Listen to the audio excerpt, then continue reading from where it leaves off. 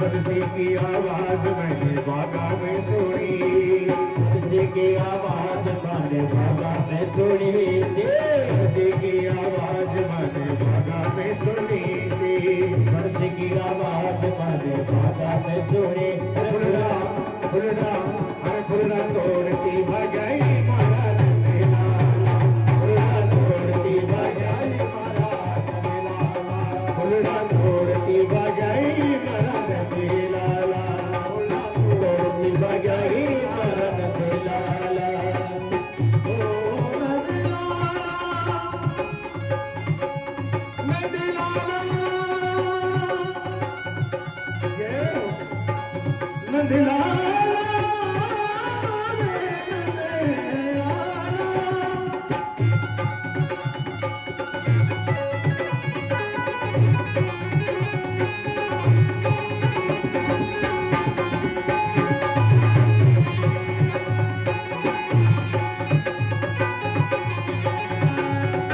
बंसी की आवाज रोटी पोती ने सुनी, बंसी की आवाज रोटी पोती ने सुनी, बंसी की आवाज रोटी पोती ने सुनी। सावरा की आवाज रोटी पोती ने सुनी रे, रोटी रोटी रोटी तुआ पे छो जाई मारा लाला, रोटी तुआ पे छो जाई मारा लाला, रोटी तुआ पे छो जाई मारा लाला, मुरली जोड़ की बजाई मारा लाला।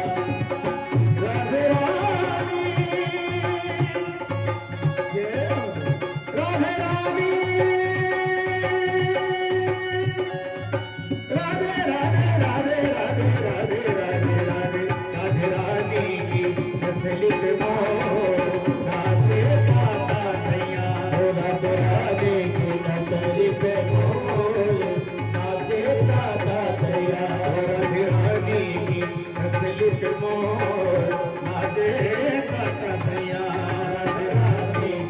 तेरी पे मोर नाचे ताता तैया, राधे जी की नचली पे नाचे मोर ताता तैया, राधे जी की नचली पे नाचे मोर ताता तैया, राधे जी की नचली पे नाचे मोर ताता तैया, राधे जी की नचली पे नाचे मोर ताता तैया। राधे रानी रानी रानी रानी रानी राधे रानी की नचली पे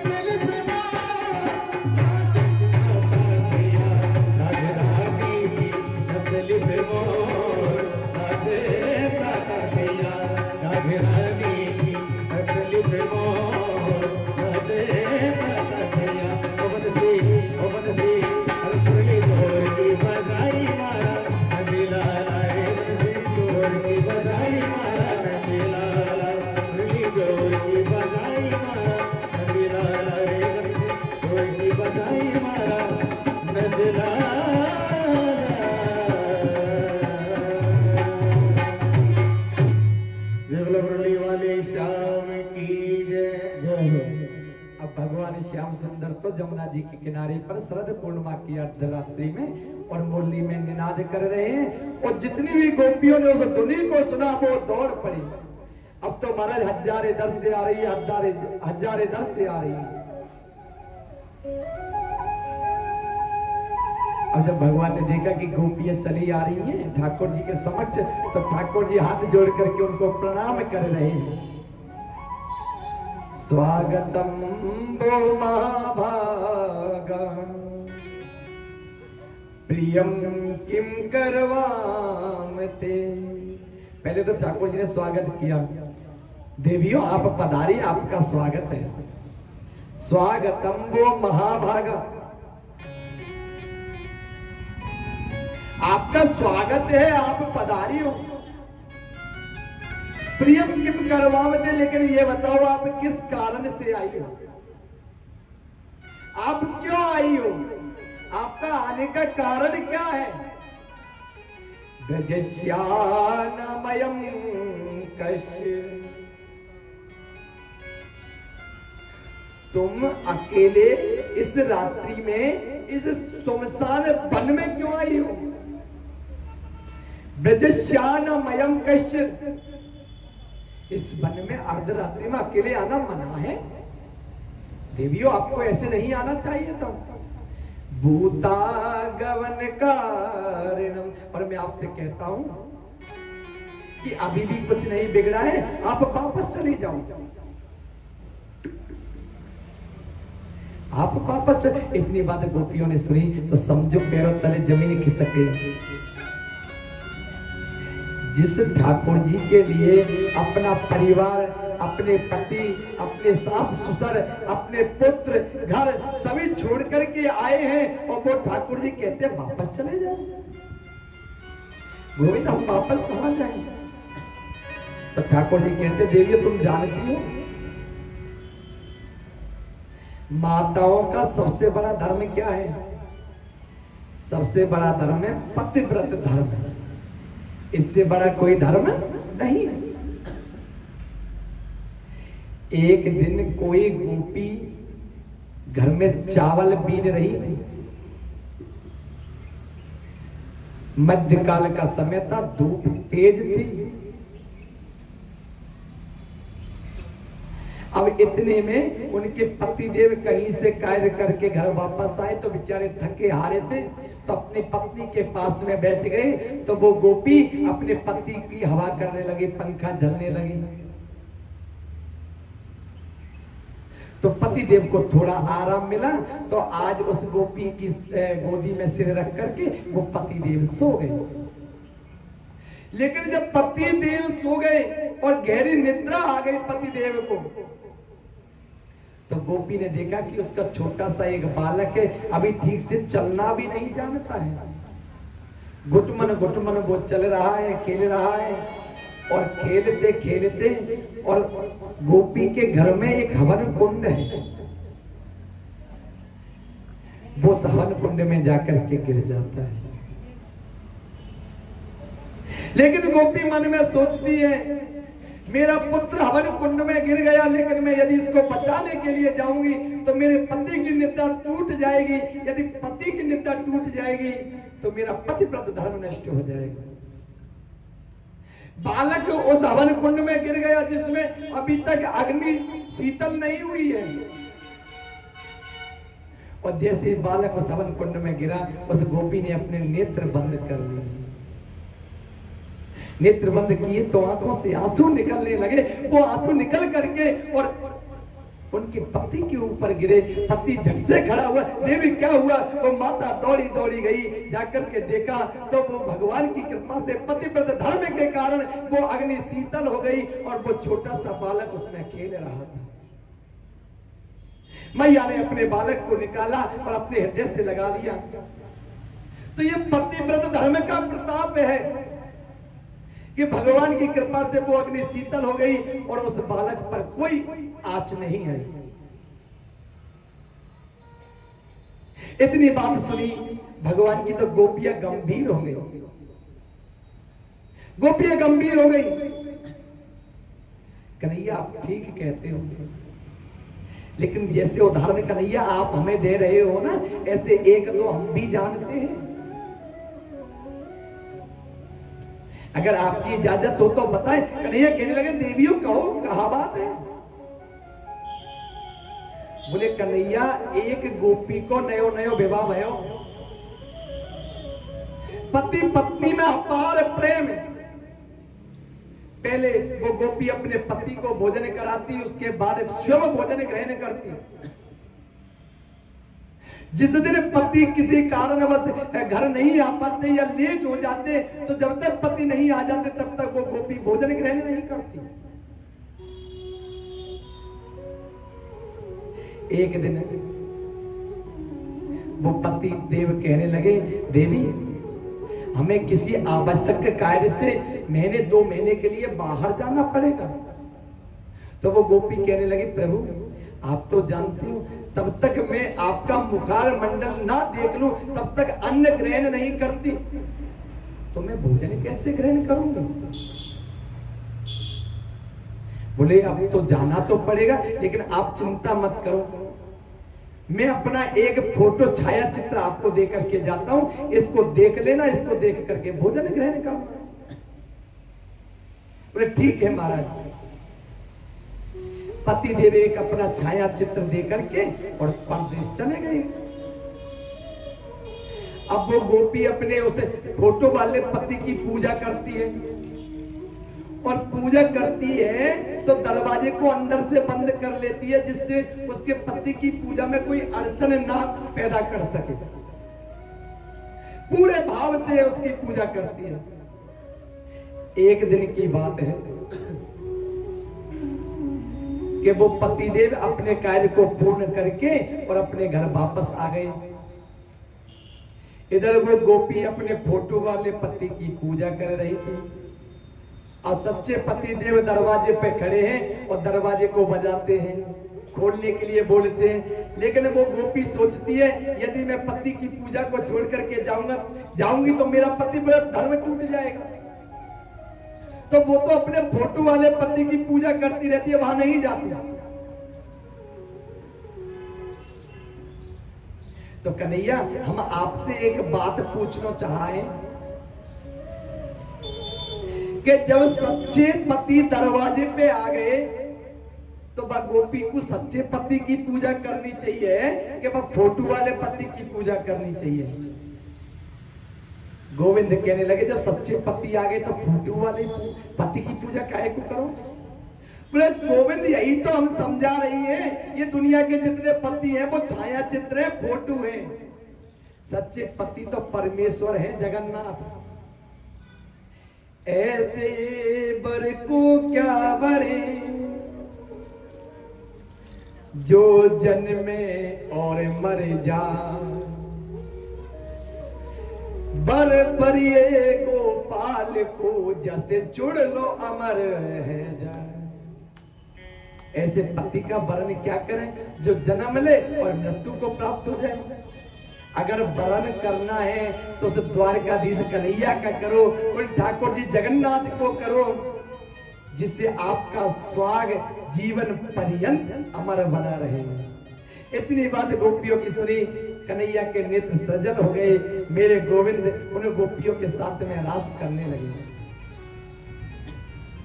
अब ठाकुर जी रास कर रहे थे, बहुत सारी गोपी हैं, श्री राधिका रानी है, प्रभु गोविंद है। तो उस बीच गोपियों को अभिमान हो गया, और अभिमान क्या हुआ कि देखो तो सही भगवान परात्पर अखिलेश्वर करुणा निधान हमारे साथ में नृत्य कर रहे हैं, रास कर रहे हैं। भगवान को लगा इन गोपियों को तो अभिमान हो गया, इनका अभिमान तो तोड़ना चाहिए। आज मेरे प्रभु रास करते करते उस रास मंडल से अंतर ध्यान हो गए। राधिका रानी को साथ में लिया और रास मंडल से अंतर ध्यान हो गए भगवान। अब जब रास मंडल से अंतर ध्यान हो गए, गोपियों ने देखा ना तो कन्हैया है ना श्री राधिका रानी है। इधर उधर गोपियां चारों तरफ देखने लगी भगवान को, परमात्मा कहीं दिखाई नहीं दिए। उधर श्री राधिका रानी मन में सोचने लगी यदि ठाकुर जी के साथ में मैं चली जाऊंगी तो इन गोपियों को, जो गोपियां ठाकुर जी से अपार प्रेम करती हैं, उनको भगवान का दर्शन कैसे प्राप्त होगा।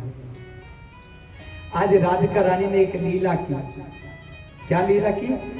आज राधिका रानी भगवान श्याम सुंदर से कहने लगे, प्रभु चलते चलते मेरे पांव थक गए, मैं अब चलने में असमर्थ हूं। तो भगवान ने कहा, देवी आप मेरे कंधों पर बैठ जाओ। और जैसे ही राधिका रानी कंधों पर बैठने लगी, आज राधा जी को छोड़ करके भगवान वहां से भी अंतर ध्यान हो गए। ठाकुर जी वहां से भी अंतर ध्यान हो गए। अब तो महाराज पूरे रास मंडल में उदासी की लहर दौड़ पड़ी। जो गोपियां भगवान से प्राणों से अधिक प्रेम करते, जो अपना सर्वत्र छोड़ करके ठाकुर जी के समक्ष आ गई, उनको उनके प्राण आधार जगन्नाथ छोड़ करके चले गए। अब तो महाराज वो कुदरई की भांति विलाप करने लगे। कोई इधर दौड़ती है, कोई इधर दौड़ती है, ठाकुर जी कहीं दिखाई नहीं दिए। गोपियां अपने आप को भला बुरा कहती हैं, हमने अभिमान करके अच्छा नहीं किया। यदि हम अभिमान ना करते तो आज परमात्मा हमारे समक्ष होते। आज भगवान की याद में वो गोपियां रोदन करती हैं, हे ठाकुर जी तुम हमको छोड़ करके चले गए। हे गोविंद, हम मानती हैं कि हमको अभिमान हो गया, लेकिन ठाकुर जी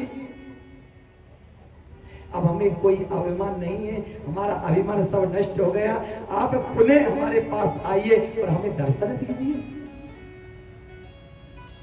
ठाकुर जी अभिमान तो हमें हुआ, लेकिन आप ये मत सोचना कि अभिमान होके आपका प्रेम कम हो गया हो। हम आपको अपने प्राणों से अधिक प्रेम करते हैं।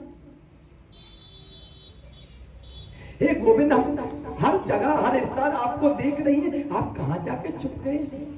तेरी दीवानी ढूंढती है, प्रभु तुम कहां को चले गए? हमने प्रेम क्या कम किया कान्हा? क्या हमारे प्रेम में कोई कमी रह गई? हमने क्या प्रेम कम किया कान्हा जो हमें छोड़कर चले गए?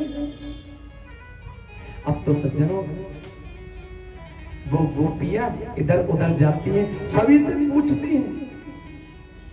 पृथ्वी माता से पूछती है, हे पृथ्वी माता, श्याम सुंदर आप पर चरण रख करके आगे गए होंगे, आप बताओ हमारे प्राण आधार कहाँ है? पृथ्वी माता कोई जवाब नहीं देती। आकाश मंडल से पूछती है वो गोपियां, हे आकाश मंडल आप बताओ, कहीं ना कहीं आपकी छांव में ही भगवान श्याम सुंदर विराजमान होंगे, आप हमें बताओ कहां है? आकाश से कोई जवाब नहीं आता। वो गोपियां बरगद के वृक्ष से पूछती हैं, हे देवताओं वृक्षों में महान देवता, आप सबकी सच्चाई भरते हो, क्योंकि रामचरितमानस में आया है, बट विश्वास अचल निज धर्मा, तीरथ राज समाज सुकर्मा। बरगद का वृक्ष जो है ना, वो विश्वास का प्रतीक है, ये अचल है।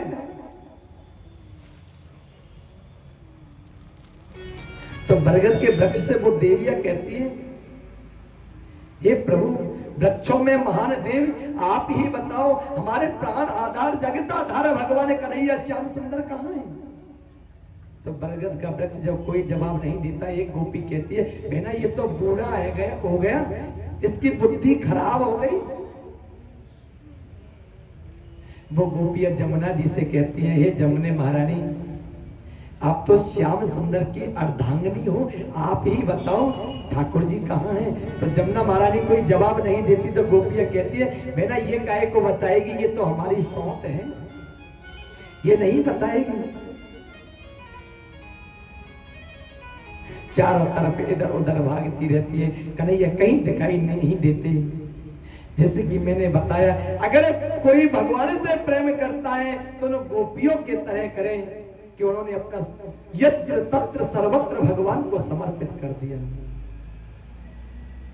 प्रीति की कन्हैया से और हम अकेले रह गए।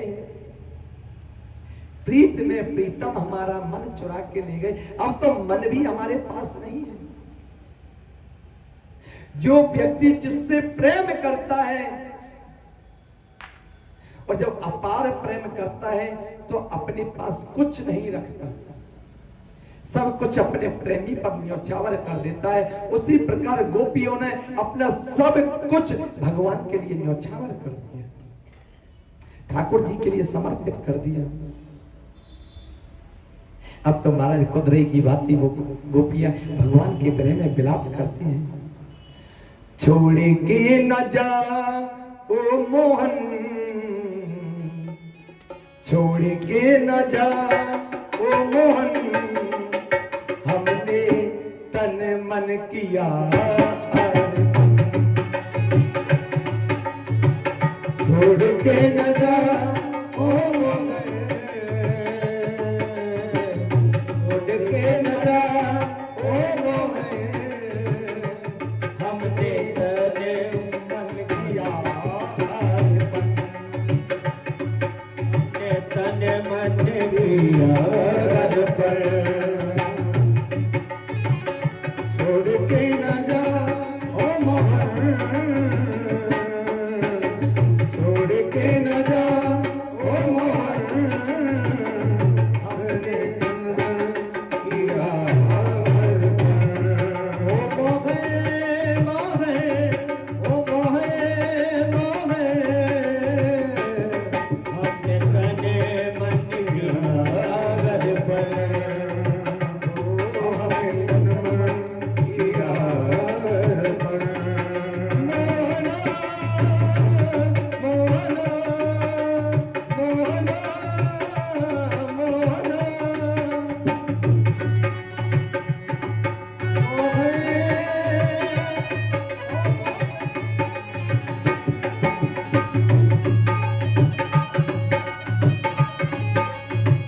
दिल में बसा के तुझे अपना बना के कहीं दूरी जाने लगो। दिल में बसा के तुझे अपना बना के कहीं दूरी जाने लगो। दिल में बसा के तुझे अपना बना के कहीं दूरी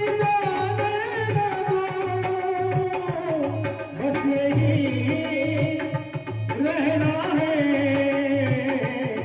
सांसों में रहना है।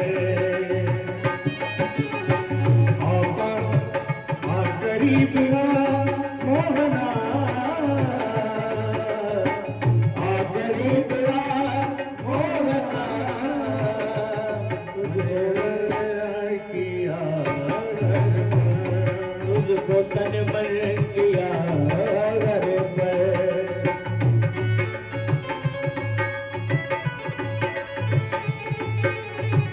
छोड़ के न जा ओ मोहन, तुझको तन मन किया अर्पण।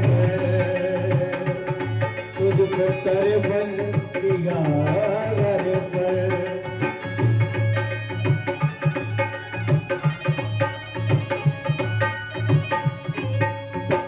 बंसी बजा के मुझे घर में बुला के, बंसी बजा के मुझे घर पे बुला के, अब छोड़ के जाते कहाँ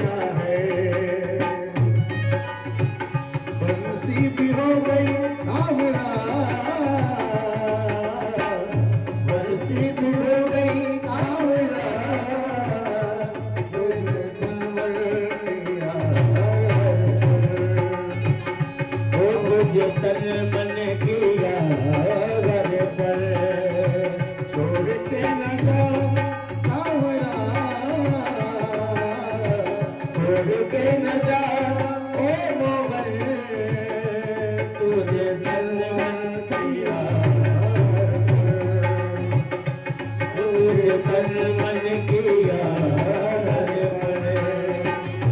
तुझे तन मन किया अर्पण, तुझे तन मन किया अर्पण। बोलिए भक्तवत्सल भगवान की जय हो। आज भगवान को जो परात्परेश्वर करुणा निधान को अपने प्राणों से अत्यधिक प्रेम करने वाली गोपियां हैं, वो ठाकुर जी को ना पा करके कुदरे की भांति विलाप कर रही है। हे गोविंद, हे करुणा निधान, हमसे ऐसी अज्ञानता बस कैसी भूल हो गई कि आप हमें छोड़ करके चले गए। आप कहां हो हे माधव, आप कहां हो हे प्राणेश्वर, हम आपको ढूंढ रही हैं। अब तो गोपियां मन में सोचने लगी कि ब्रजवासी कहते थे कि कन्हैया छलिया है, ये सब कुछ छलता रहता है, तो कन्हैया तुमने हमारे साथ ऐसा छल क्यों किया? पहले हमसे अपार प्रेम किया, हमारा मन जीत लिया, उसके बाद आप मझधार में छोड़ के हमें चले गए। ऐसा छल तुमने क्यों किया कन्हैया? प्रेम में कान्हा तुम्हारे हम तो दीवानी बन गई, दिल दिया ये तुझको छलिया, फिर भी अकेली रह गई। कन्हैया, हमने अपना सर्वस्व तुम्हें न्यौछावर कर दिया, आपके लिए हमने अपना घर परिवार बच्चे सब कुछ त्याग दिया, और फिर भी आप हमें छोड़ करके चले गए। आज वो गोपियां बड़ी परेशान हुई, मन में सोचने लगी कि जब कन्हैया ही नहीं है, जब हमारे प्राणाधार जगताधार भगवान श्याम सुंदर नहीं है, तो हमें जीने से क्या मतलब? भगवान को याद करती करती, हे नाथ रमन श्रेष्ठ क्वास क्वास महाभुजा, हे जगन्नाथ आप कहाँ हो? यदि आप नहीं आओगे तो हम अपने प्राणों को छोड़ देंगी। इतना कहकर के गोपियां जमुना जी के किनारे पर चली गई, और जैसे अपने प्राणों को त्यागने के लिए जमुना जी में छलांग लगाने लगे, आज ठाकुर जी प्रकट हो गए। भक्तवत्सल भगवान की जय हो। भगवान प्रकट हो गए, गोपिया का अभिमान दूर किया, भगवान ने नष्ट कर दिया। अब तो सज्जनों, भगवान सभी गोपियों के साथ में रास करने लगे। तो कहने का भाव है कि ठाकुर जी से प्रेम करो तो ये मत देखो कि हमारा धन नष्ट हो रहा है, परिवार नष्ट हो रहा है या शरीर नष्ट हो रहा है, अपना सब कुछ गोविंद को न्यौछावर कर दो। यदि इस प्रकार से प्रेम किया जाए तो ठाकुर जी आपको परम गति प्रदान करेंगे। बोले भक्तवत्सल भगवान की जय हो। अब तो महारास आरंभ हुआ, सभी गोपियां हैं, भगवान श्याम सुंदर हैं, श्री राधिका रानी है। अब कहते हैं जितनी गोपियां हैं उतने ही भगवान ने स्वरूप धारण किए हैं, जितनी गोपियां हैं उतने ही भगवान श्याम सुंदर हो गए। कामदेव आया, कामदेव कहने लगा ठाकुर जी, आप जब राम अवतार में आए थे तो मर्यादा पुरुषोत्तम थे, वहां पर मेरे काम के एक भी बाण नहीं चले, लेकिन यहाँ पर आप लीला पुरुषोत्तम है, यहाँ पर तो मैं अपने 5 बाण काम के चलाऊंगा। भगवान ने कहा कामदेव कौन सा युद्ध करना चाहते हो, महलों वाला या मैदान वाला? बोले महाराज महलों वाले बहुत कर चुका, आज तो मैदान में 2-2 हाथ है हो जाए, मैदान में 2-2 हाथ हो जाए। अब जब भगवान महारास गोपियों के साथ में कर रहे थे तो कामदेव ने 5 बाण भगवान के ऊपर काम के चलाए, लेकिन ठाकुर जी को जरा भी विकार नहीं आया। कुछ मूर्ख लोग ठाकुर जी के बारे में न जाने क्या क्या कहते हैं, लेकिन भगवान गीता जी में आप पढ़ो, यत्र योगेश्वरा कृष्णो यत्र पार्थो धनुर्धरा, ठाकुर जी तो योगेश्वर है, और योगेश्वर उसे कहा जाता है जिनके मन मंदिर में कोई भी काम भाव जागृत ना हो, वो योगेश्वर है, वो जगन्नाथ योगेश्वर है। और भगवान ने कामदेव से कहा, कामदेव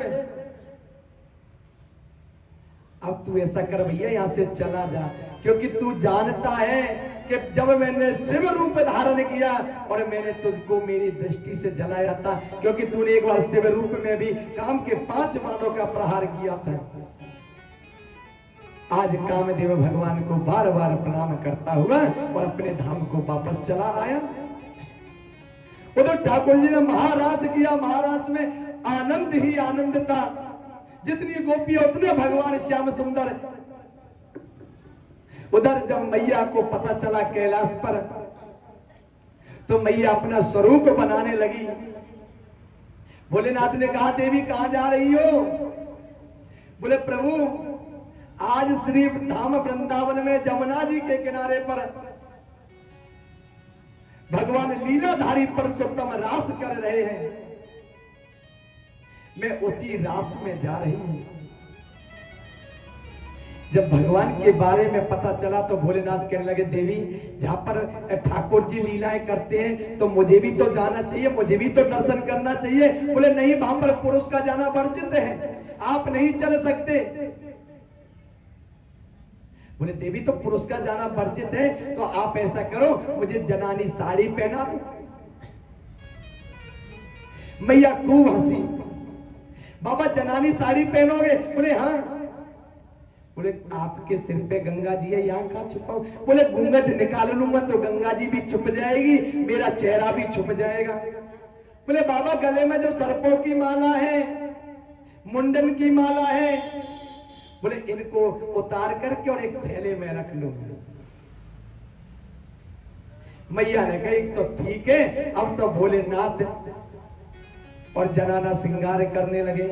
एक दिन वो भोले भंडारी बन करके ब्रज नारी वृंदावन आ गए हैं, वृंदावन आ गए हैं।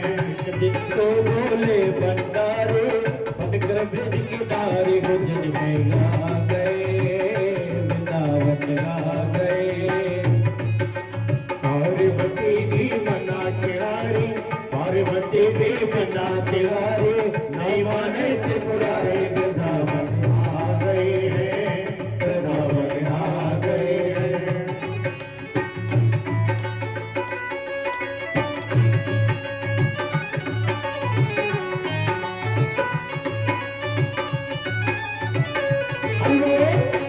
पार्वती से बोले मैं भी चलूंगा तेरे साथ में, तेरे साथ में। नाटक बसिया में बोले मैं भी चलूंगा तेरे साथ में, तेरे साथ में। ओ राधा संग श्याम नचे, राधा संग श्याम नचे, मैं भी नचूंगा तेरे साथ में, तेरे साथ में। ओ राधा संग श्याम नाचे, मैं भी नचूंगा तेरे साथ में, तेरे साथ में। हंसी करेगी ब्रज की नारी, रास रचेगा ब्रज में तारी, मानो बात हमारी गगन में आ गए, दावत आ गए। रास रचेगा ब्रज में बारी, हमें दिखाओ प्यारे वृंदावन आ गए हैं, वृंदावन आ गए हैं।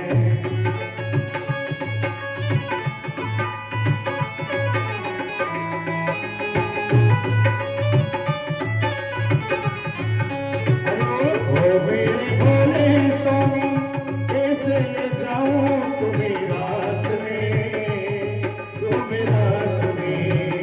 ओ भोले भोले बाबा, कैसे ले जाऊं तुम्हें रास में, तुम्हें रास में। मोहन के सिवा कोई, मोहन के सिवा कोई पुरुष न आए उस रास में, उस रास में। हंसी करेगी ब्रज की नारी, हंसी करेगी ब्रज की नारी, मानो बात हमारी, वृंदावन आ गए हैं, वृंदावन आ गए हैं। सुख दिन जो भोले भंडारे, बन के ब्रज के किनारे गोकुल में आ गए,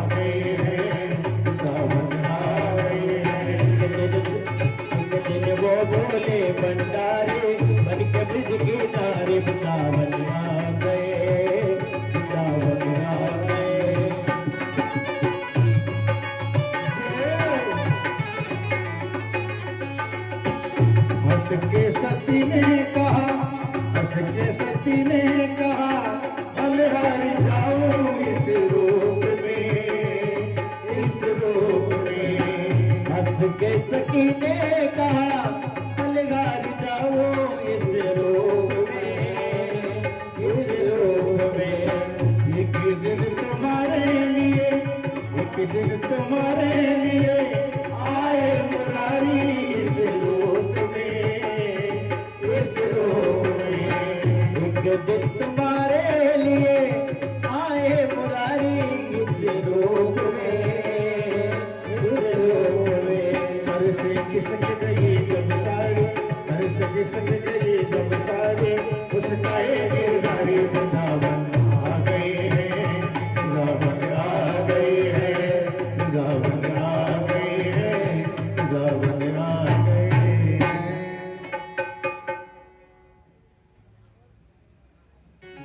ये बोलो भक्त वत्सल भगवान की जय।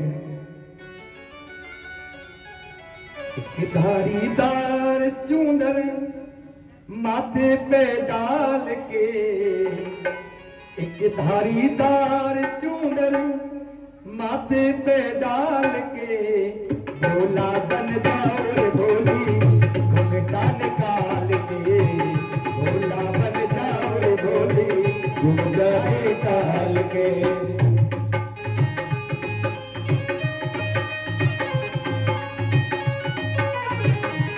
लहरीदार चूंदर माथे पे डाल के, एक लहरीदार चूंदर माथे पे डाल के, भोला बन जाओ भोली, भोला बन जाओ भोली घुंघटा निकाल के, भोला बन जाओ भोली घुंघटा निकाल कर।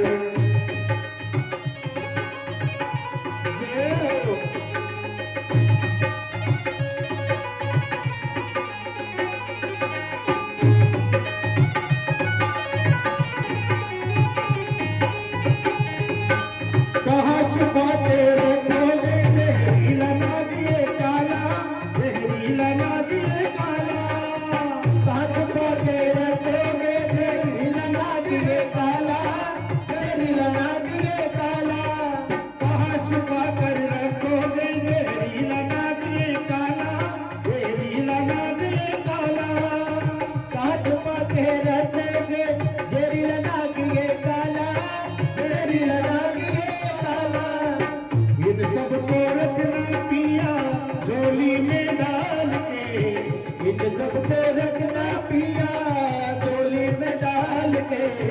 ये सबको रखना पिया झोली में डाल के, भोला बन जाओ भोली, भोला बन जाओ भोली घुंघटा निकाल के, भोला बन जाओ भोली घुंघटा निकाल के।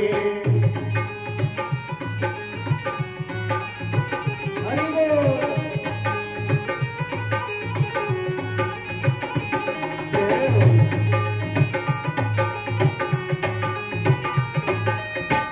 छिपा है कहाँ छिपावे गंगा जी का पानी, गंगा जी का पानी।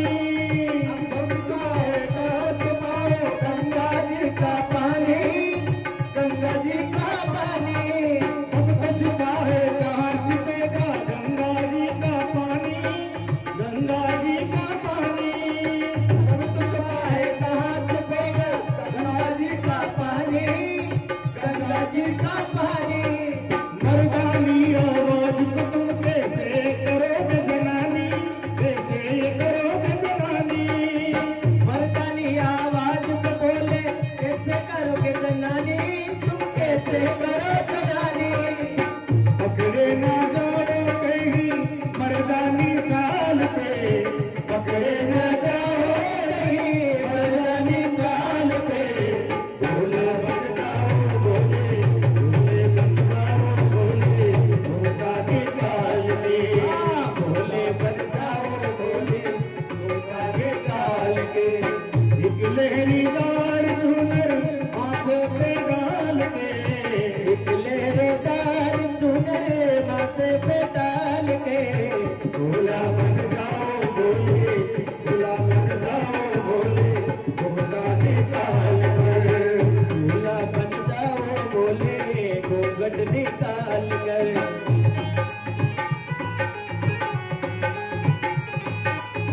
भोला बन जाओ बोले झुमका निकाल कर, भोला बन जाओ बोले झुमका निकाल कर। बोले भक्त वत्सल भगवान की जय। सज्जनों, भोलेनाथ जब मैया पार्वती से आग्रह करने लगे तो मैया ने सुंदर सा स्वरूप बनाया भोलेनाथ का, और भोलेनाथ महारास में श्री धाम वृंदावन में आ गए। अब भातो रास हो रहा है, राधा नाचे कृष्ण नाचे, नाचे गोपी जन, मन मेरो बन गयो सखीरी पावन वृंदावन। सभी को परम आनंद की प्राप्ति हो रही है। इतने में भोलेनाथ का आगमन हुआ। भगवान श्याम सुंदर ने देखा, सारी बात समझ गए। कन्हैया सोचने लगे, आज तो बाबा पधारे हैं रास में, लेकिन कितना सुंदर सा स्वरूप बना रखो है भोलेनाथ ने। आज श्याम सुंदर ने जैसे ही अपनी बंसी को बजाया, भोलेनाथ सुध बुध खो बैठे। खिसक गई जब सर से साड़ी मुस्काए गिरधारी। भोलेनाथ की साड़ी जो ओढ़ रखी है वो खिसक गई। ठाकुर जी मुस्कुराने लगे और ठाकुर जी ने जोर से एक जयकारा लगाया, बोले गोपेश्वर महादेव की जय। भोलेनाथ हो गए गोपेश्वर। भोलेनाथ कहने लगे, ठाकुर जी मुझे क्षमा करना, लेकिन आपके दर्शन की लालसा मुझे यहाँ खींच करके ले आई। ये देखो, ऐसा है भक्त और भगवान का प्रेम है, भक्त और भगवान का मिलन है। और एक बात मैं और आपको बताऊं कि कोई कितना भी ज्ञानी हो, कितना भी विद्वान हो, वो विद्वता से ठाकुर जी की कृपा प्राप्त कर सकता है, इसमें कोई संदेह नहीं है। लेकिन ठाकुर जी का दर्शन तो हमेशा जो भोला आदमी होता है, जो कुछ नहीं जानता, उसको ही प्राप्त होता है, ज्ञानी को नहीं होता। ज्ञानी भक्ति प्राप्त कर सकता है, कृपा प्राप्त कर सकता है, लेकिन परात्परक्लेश्वर अपना दर्शन उसी को देते हैं जो काम क्रोध मद लोभ मोह नाथ नरक के पंथ इन पांचों से परे है। वृंदावन की एक जागृत घटना है, आज से करीब 50-60 पहले की, 50-60 साल पहले की एक घटना है कि गुरुकुल में एक गुरुजी शिक्षा देते थे अपने शिष्यों के लिए। तो उन शिष्यों में एक भोला व्यक्ति भी था, वो कुछ नहीं जानता, हमेशा गुरुजी की सेवा करता, गौ माताओं की सेवा करता, और कोई कुछ भी कह देता तो बुरा भी नहीं मानता। लोगों ने उसका नाम रख दिया भोंदू। नाम भोंदू रख दिया क्योंकि वो कुछ नहीं जानता। अब गुरुजी प्रतिदिन भगवान की कथाओं का वर्णन करते अपने शिष्यों के लिए। गुरुजी कहते, देखो ठाकुर जी वृंदावन में आते हैं, भांडीर वन में आते हैं, निधि वन में आते हैं, ठाकुर जी गौ माताओं को चराते हैं, भगवान रास करते हैं। अब वो इतना सरल, इतना सीधा कि वो ये सोचता मन में कि ठाकुर जी गुरुजी आंखों देखी घटना बता रहे हैं, जैसे कि गुरुजी ने अभी कल परसों में देखी हो। इतना सरल, इतना सीधा। एक दिन वो गाय माताओं को चराने के लिए और चला गया। अब निधि वन में गाय माताओं को चरा रहा था, लेकिन मन में सोचने लगा कि गुरुजी ने कहा कि भगवान भी वहां गाय चराने के लिए आते हैं, तो वो ठाकुर जी है कहां, उनकी गौ माता कहां है। अब तो वो इधर उधर देखने लगा। अब जो इधर उधर देखने लगा तो आज भगवान को उसके भोलेपन पर प्रकट होने लगा। तो आगे से श्याम सुंदर हजारों गायों को लेकर के और चले आ रहे हैं। बीच में ठाकुर जी है, चारों तरफ गौ माताएं हैं, पूरा समूह है गौ माताओं का। उस बंधु ने जाके पूछा आप कौन हो? बोले जिनको आप देख रहे हैं भाई ठाकुर जी हूं मैं। प्रणाम किया। मेरे गुरुजी ठीक कहते थे कि भगवान निधि वन में गाय चरावे के काजे आवे करे। अब तो साहब ठाकुर जी बात से कहने लगे भैया भोंदू मुझको भूख लगी है, कछु खावे के काजे लायो है का? भोंदू ने कही प्रभु और तो मेरे पास कछु ना है। प्रातः काल में जब प्रसादी बनी आश्रम पे तो वहां से 2 चपाती में लेके आयो। तो वो 2 चपाती भोंदू ने और ठाकुर जी को दे दी और ठाकुर जी उनको ग्रहण कर गए। ठाकुर जी बोले भैया और है का? बोले अब तो ना है। अब उधर शाम को समय भयो, ठाकुर जी अपनी गैया मैयाओं को लेकर चले गए और भोंदू अपनी गायों को लेकर के आश्रम में आ गए। जब अपनी गौ माताओं को लेकर के आश्रम में आ गए लेकिन किसी को कुछ नहीं बताया, क्योंकि वो तो ये सोच रहा था कि ये हकीकत की घटना है और इसको तो सभी जानते होंगे। प्रातःकाल जब जाने लगा तो गुरुजी से बोला गुरुजी आज थोड़ी सामग्री बढ़ा देना भोजन करने की। बोले क्यों?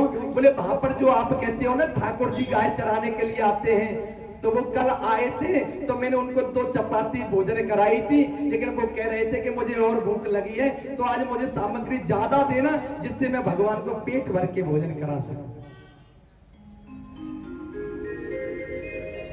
गुरुजी ने भोजन तो पर्याप्त दिया, लेकिन गुरुजी कहने लगे बोले भैया भोंदू आज अगर भगवान आए ना तो उनसे कहना कि हमारे गुरुजी आपसे मिलवो चाहे। भोंदू ने कहा ठीक है गुरुजी चिंता मत करो। अब तो सज्जनों को भोंदू भाई निधिवन में पहुंच गए। उधर से भगवान श्याम सुंदर आ गए। कहने लगा देखो भगवान मैं आपके लिए भोजन की सामग्री लेकर आया हूं, आप प्राप्त करो। ठाकुर जी ने पेट भर के प्रसादी प्राप्त करी।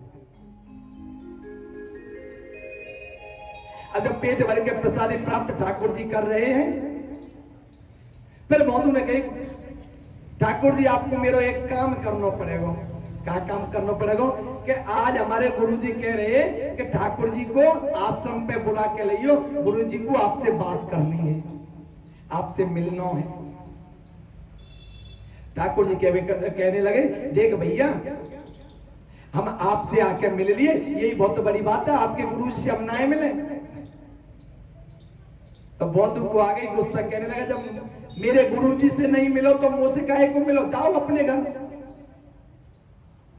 ठाकुर जी कहने लगे तू ना जाने हमारे दर्शन करवे का तो शेष महेश गणेश सुरेश दिनेश उताए निरंतर ध्यावे।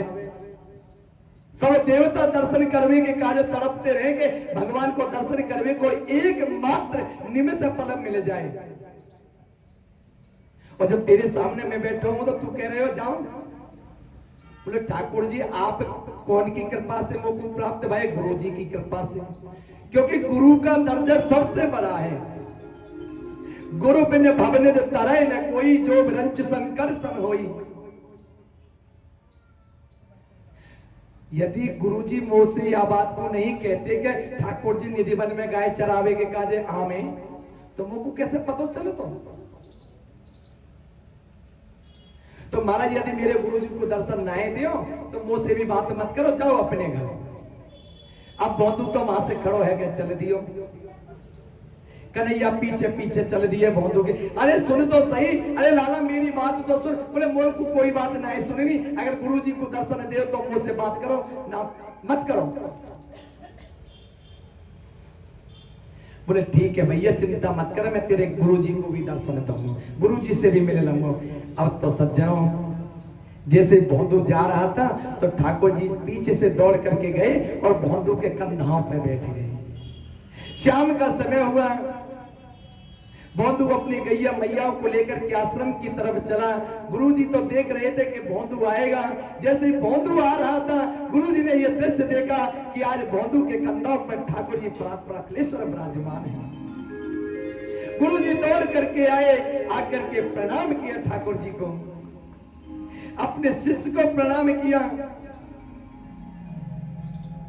आज भोंदू ने भी अपने गुरुजी को प्रणाम किया, हे गुरुजी आपकी कृपा से आज मुझे नारायण भगवान का दर्शन हो गया। तो कहने का भाव है ठाकुर जी हमेशा सरल को मिलते हैं, ज्ञानी पर कृपा अवश्य करते हैं, आशीर्वाद अवश्य देते हैं, लेकिन दर्शन तो हमेशा जो भगवान के सरल भक्त होते हैं उन्हीं को प्राप्त होता है। बोले भक्त वत्सल भगवान की जय हो। अब एक दिन की बात है, ठाकुर जी की उम्र हो गई 11 वर्ष की, और 11 वर्ष की जब जगन्नाथ जी की उम्र हुई तो एक दिन नारद जी मन में सोचने लगे कि अब तो कंस को उद्धार कराना चाहिए। तो अब कंस को उद्धार कैसे कराना चाहिए? तो नारद जी सीधे चल दिए मथुरा के लिए और कंस के यहां पहुंच गए। कंस ने बहुत स्वागत करो नारद जी को, गुरुदेव आप पधारे, आपकी बड़ी कृपा है। नारद जी कहने लगे भैया और बात तो सब ठीक है, पर एक बात बता, वो तुम्हारो शत्रु मारे गए हो या ना मारे गए हो? बोले गुरुजी कहावता में मैंने एक ते एक बलवान दुष्ट राक्षस भेजे, पर वह नंद के छोटे से लाला ने सवन को मार दियो, पूतना को मार दियो, अगासुर को मार दियो, बकासुर को मार दियो, धैनुकासुर को मार, अरिष्टासुर को, एक के बाद एक को मार दियो। बोले तो राजन ये तो गलत बात है, आपका शत्रु बड़ा हो रहा है, ऐसा ना हो कि एक दिन वो आकर के तुम्हारा भी पतन कर दे, तुम्हें भी मार दे। अभी तो वो छोटा है, ऐसा करो किसी ना किसी कारण से धोखे से तुम उसको नष्ट कर दो, मार दो, क्योंकि जितना बड़ा होगा उतना बलवान होगा, उतनी अधिक शक्ति होगी।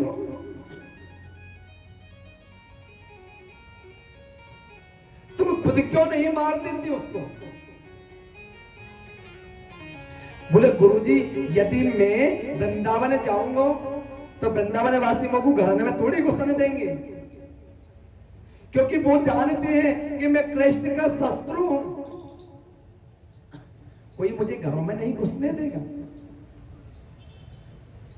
नारद जी कहने लगे तो राजन ऐसा करो, कोई ऐसा आयोजन आप मथुरा में करो और कन्हैया को यहीं बुलवा लो, या कन्हैया आ जाएगा तो यहीं मार दीजो। अब इतनी बात सुनी तो कंस तो बड़ा प्रसन्न हुआ, गुरुजी आपने तो मेरी सारी समस्या का समाधान कर दिया। अब तो कंस ने एक आयोजन किया, और आयोजन काहेगा किया? धनुष यज्ञ का। और धनुष के यज्ञ के आयोजन में अपने क्षेत्र के सारे लोगों को निमंत्रण भेजा, लेकिन मन में सोचने लगा यदि मैं वृंदावन में किसी के द्वारा निमंत्रण भेजता हूं तो वो वृंदावन वासी कृष्ण को नहीं आने देंगे, क्योंकि वो जानते हैं कि यदि कृष्ण मथुरा आएगा तो कंस उसको मार देगा। कंस को याद आया कि मथुरा में एक ऐसा भी व्यक्ति है जिससे कन्हैया सबसे ज्यादा प्रेम करते हैं। कौन है? महामंत्री अक्रूर काका। अक्रूर काका से कहा अक्रूर जी आप हमारा एक कार्य करो। अक्रूर काका ने कहा राजन क्या कार्य करना है? बोले गच्छ नंद ब्रजम तत्र सुता बानक दुंदवे आसातेता विहानेना रथेनान्यमां चिरम गच्छ नंद ब्रजा तत्रम। अक्रूर जी आप नंद जी के वृंदावन की ओर प्रस्थान करो। गच्छ नंद ब्रजम तत्र, तुम वृंदावन में जाओ और वृंदावन से कृष्ण और बलराम को यहां बुला करके ले आओ। अक्रूर जी मन में सोचने लगी देखो तो सही इस दुष्ट को, जिन परमात्मा का हर कोई दर्शन करना चाहता है, और ये राक्षस कंस उस गोविंद को मारना चाहता है और उनको बुलवाने के लिए मुझे भेजता है। यदि मैं कृष्ण को बुला करके लाऊं और ये उनको मार दे, ये तो गलत होगा। लेकिन अक्रूर काका मन में सोचने लगे कि मैंने सुना है कि कन्हैया ने पूतना को मारा, अगासुर, बकासुर, धेनुकासुर, अरिष्टासुर सभी राक्षसों को मारा, तो वो कोई साधारण मानव नहीं है, वो परात्पर अखिलेश्वर करुणानिधान है, वो गोविंद है। और मैं अवश्य जाऊंगा, यदि वो परमात्मा होगा तो उसका दर्शन भी प्राप्त हो जाएगा। और मेरा मन कहता है कि वो कोई साधारण मानव तो नहीं है।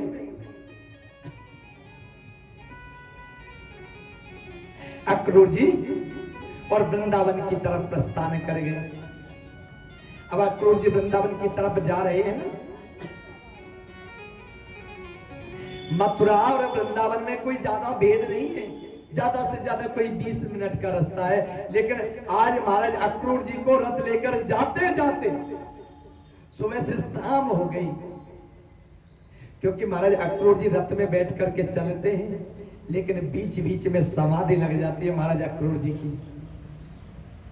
और जैसी समाधि लग जाती है तो रथ रुक जाता है, फिर समाधि खुलती है, फिर रथ को आगे बढ़ाते हैं, फिर समाधि लग जाती है। मन में अनेक विचार आते हैं,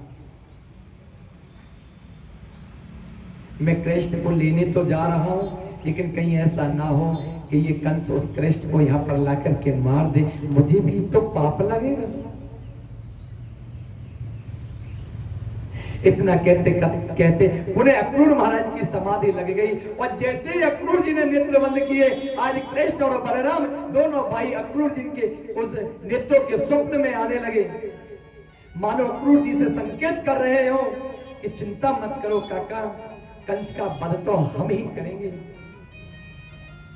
अक्रूर जी के नेत्र खुले, अक्रूर जी जमुना जी में गए, जमुना जी में जाकर जैसे डुबकी लगाई, अब तो अक्रूर जी अंदर डुबकी लगाए जमुना जी में, तो कृष्ण बलराम अंदर नजर आने लगे। और जैसे बाहर निकले तो कृष्ण बलराम दोनों भाई बाहर आने लगे। अक्रूर जी समझ गए अब कंस का अंत निश्चित है, ये कोई और नहीं, ये पुराण पुरुषोत्तम भगवान जगन्नाथ है। अक्रूर जी के संदेह की निवृत्ति भगवान ने की। अब तो अक्रूर काका निसंदेह होकर के वृंदावन की तरफ जाने लगे। और जैसे वृंदावन में प्रवेश किया, गोधूली समय है, कृष्ण बलराम दोनों भाई माता गौ को चरा करके वापस अपने घर लौट रहे हैं। अब आगे आगे गाय माता चल रही है, गाय माता के चरण धूली जो आकाश में उड़ रही है, उसमें मानो ऐसा सुंदर प्रतीत होते हैं दोनों कृष्ण और बलराम। और गौ माताओं के चरणों से जो पृथ्वी माता पर जो निशान पड़ जाते हैं, कृष्ण बलराम पीछे चल रहे हैं, मानो उन्हें जो निशान जो जगह पड़ी है उसको पूर्ण भरते जा रहे हैं कृष्ण और बलराम। जैसे अक्रूर काका को देखा, अक्रूर काका भी रथ से नीचे कूद पड़े और कृष्ण बलराम दोनों भाई जाकर के अक्रूर काका के चरणों में साष्टांग लेट गए। अक्रूर काका ने दोनों भाइयों को उठा करके कंठ से लगा लिया। भगवान सब कुछ जानने वाले हैं, लेकिन अक्रूर काका से आज पूछने लगे, काका जी आपका आगमन किस कार्य के लिए हुआ है? अक्रूर जी ने कहा, कृष्ण बलराम देखो तुम सब जानते हो कि तुम्हारे मामा ने और तुम्हें मारने के लिए बुलाया है मथुरा में, और उसने यज्ञ का बहाना बनाया है। कन्हैया कहने लगे, काका जी हमारा एक काम आपको करना पड़ेगा। कहा काम है? बोले आप घर चलो और हमारे घर चल के बाबा सो, मैया सो और ब्रजवासियों सो यही कहियो कि कृष्ण बलराम दोनों मथुरा मेलो घूमनो जानो चाहे। यो मत कहियो कि कंस ने मारने के काजे बुलाए हैं, नहीं तो ये ब्रजवासी हमें जाने नहीं देंगे, और जो लीला हम करना चाहते हैं वो लीला हम नहीं कर पाएंगे। सज्जनों, आज अक्रूर काका को लेकर के कृष्ण बलराम दोनों भाई घर गए। मैया यशोदा जी ने सुंदर से व्यंजन तैयार किए, कृष्ण बलराम को गोदी में बिठा करके सुंदर पदार्थ खिलाए। महाराज अक्रूर जी को सुंदर भोजन ग्रहण करने को दिया। नंद बाबा की और काका अक्रूर जी की काफी समय तक वार्तालाप हुई। अंत में अक्रूर जी ने कहा, ये बाबा, मैं कृष्ण और बलराम दोनों भैया ने प्रातः काल मथुरा ले जाओ चाहो। तो नंद बाबा ने मना कर दिया। देख भैया क्रूर, तू तो जाने जब कंस वृंदावन में गोकुल में ही कृष्ण बलराम को मारवे के काजे एक एक दुष्ट भेज तो रहे, तो मथुरा में जाके तो कन्हैया के प्राण संकट में आ जाएंगे, इसलिए मैं कन्हैया को नहीं भेज सकता। इस बात का भगवान कन्हैया को पता चला। कन्हैया भी हट पकड़ने लगे, बाबा मैं तो मथुरा घूमो चाहूं, मैं मथुरा जाना चाहूं। आग्रह करने लगे कृष्ण बलराम। और बाबा मैं एक दिन के ही काजे ही तो जा रहे हूं, और ऐसो है बाबा, तुमको मुंह पे विश्वास ना आए तो बलदाऊ भैया को साथ भेज दो, मैं और बलदाऊ भैया दोनों मथुरा घूम के और वृंदावन वापस चले आएंगे। जब कन्हैया नहीं माने तो बाबा ने कही, भैया ठीक है, कोई बात ना है। लेकिन इस बात का पता जब मैया यशोदा को चला, मैया के नेत्रों से आंसू की बरसात हो गई। आज रात्रि का समय है और कन्हैया ने उठ करके देखा कि मैया यशोदा एक दीवार से अपना सिर लगा करके बैठी हुई है और नेत्रों से आंसू की धार बह रही है। जिस मैया ने निमिष मात्र अपने लाला को अपनी आंखों से ओझल नहीं होने दिया, वो कन्हैया प्रातः होते मथुरा जाएगा। मैया के नेत्रों से आंसू की झड़ी लग गई। कन्हैया उठ करके गए, मैया रोती क्यों हो?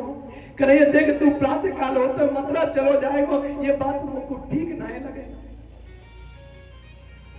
आज छोटे से भगवान श्याम सुंदर अपनी मैया के आंसुओं को पहुंचने लगे अपने हाथ से।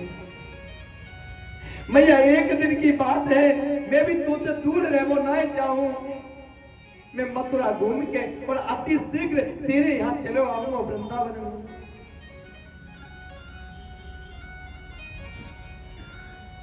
कन्हैया तू जब यूं कहे ना कि एक दिन में आ जाऊंगा, परसों चलो आऊंगा, तो मुझको ऐसा लगे कन्हैया तेरे विरह में बरसों बीत जाएंगे। लेकिन आज कन्हैया ने मैया को समझा दिया। मैया को अपने लाला की खुशी के कारण अपने आंसुओं को छुपाना पड़ा, लेकिन मैया नहीं चाहती है कि कन्हैया मथुरा जाए। प्रातः काल हुआ, सभी ब्रजवासियों को पता चल गया कि कृष्ण और बलराम मथुरा जा रहे हैं, तो सब ब्रजवासी गोपियां सहित नंद बाबा के भवन पे चले आए। बाबा हमने